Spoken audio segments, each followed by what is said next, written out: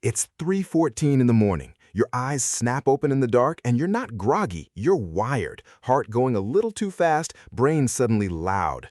You lie there doing the math on how few hours are left, and the harder you try to force yourself back down, the more awake you get.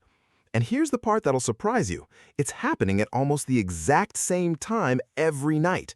That is not random. That is not just getting older. Your body is running a specific chemical program at 3 a.m., and once you see what it's actually doing, this stops feeling like a curse and starts making complete sense. Quick thing I'm genuinely curious about before we get in. Comment the exact time you keep waking up, just the time.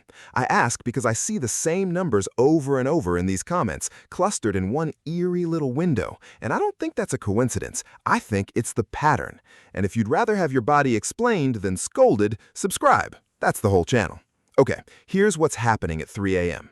Start with the thing everyone gets wrong. If you're lying awake at 3 a.m., you probably call it insomnia, but real insomnia is trouble falling asleep, and that's not your problem. You fall asleep fine. You come apart in the second half of the night.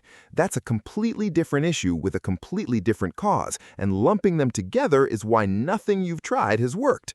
This is a staying asleep problem, and staying asleep runs on different chemistry than falling asleep does. Here's the chemistry. The hormone in charge of waking you up is cortisol. You know it as the stress hormone, but its real job is timing. It's your body's internal sunrise. In a normal night, cortisol sits at its lowest point around the middle of the night, then rises slowly toward morning, peaking right about when you want to get up. That gentle climb is what carries you smoothly through to your alarm. It's supposed to be a sunrise, slow, gradual. But somewhere in the last decade, for a lot of people, that curve stopped being gentle. Instead of rising slowly toward dawn, cortisol starts spiking early, at 2, at 3 in the morning. The sunrise goes off in the dead of night, and the moment it does, it slams the brake on melatonin, the hormone holding you in sleep. So your body, chemically, genuinely believes morning has arrived.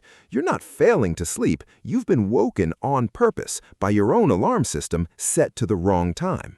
Which raises the real question, why 3 a.m.? Why that specific window, night after night for so many people at once? The answer is a second system running underneath the cortisol one, and it involves something you'd never connect to sleep, your blood sugar. That's where this gets strange. Here's the blood sugar half. While you sleep, you're fasting, hours with no food. For most of the night, your body handles it fine. But in the small hours, if your blood sugar drifts too low, your brain doesn't treat that as a minor dip. It reads it as an emergency, a threat to survival. And it responds the way it responds to any threat. It dumps adrenaline. That adrenaline is the jolt, the reason you don't drift awake gently at 3 a.m., but snap awake with your heart pounding, wired and anxious for no reason you can name. Your body just fired a chemical flare to force your liver to release stored sugar, and the side effect of that flare is you, wide awake, staring at the ceiling. And this is where late-night habits quietly betray you. A dinner heavy in refined carbs or that glass of wine before bed spikes your blood sugar and then drops it hours later, right into the 3 a.m. window, making that crash and that adrenaline jolt far more likely. The nightcap that helped to fall asleep is often the exact thing tearing you out of it at 3. Now the part that answers why now, why after all these years? Two things shift as you age. First, your sleep architecture physically changes.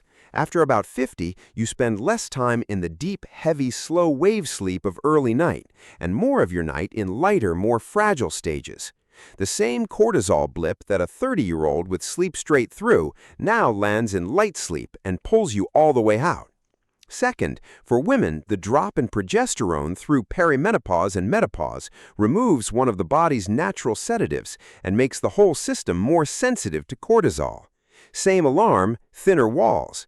Nothing about you got weaker, the sleep just got lighter, so the alarm that was always there finally reaches you.